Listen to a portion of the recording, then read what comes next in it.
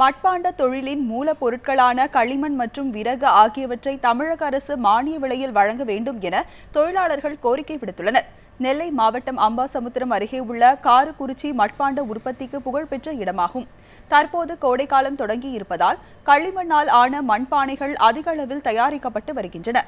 இங்கு உற்பத்தி செய்யப்படும் மட்பாண்ட பொருட்கள் கேரளா, கர்நாடகா உள்ளிட்ட மாநிலங்களுக்கு அனுப்பப்படுகின்றன. இந்த நிலையில் மண்பாண்ட சங்கத்தில் உள்ள கட்டடங்கள் இடிந்து விழுந்ததாலும் போதிய வசதி இல்லாததாலும் தொழிலாளர்கள் பாதிக்கப்பட்டுள்ளனர்.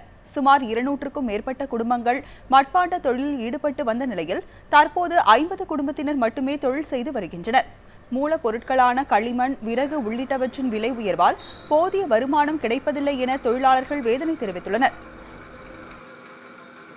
இந்தியாவிலே முதல் முறையாக மண் பிரிட்ஜை கண்டுபிடிச்சி இதில் மக்கள் மத்தியில் கரண்ட் தேவையில்லை, உடம்புக்கு எந்த பாதிப்பும் கிடையாது. ஆனால் கிட்டத்தட்ட கூனியூர், காரக்குறிச்சி பார்த்தீங்கன்னா ஒரு 200 குடும்பம் வேலை செஞ்சுக்கிட்டு இருந்தாங்க.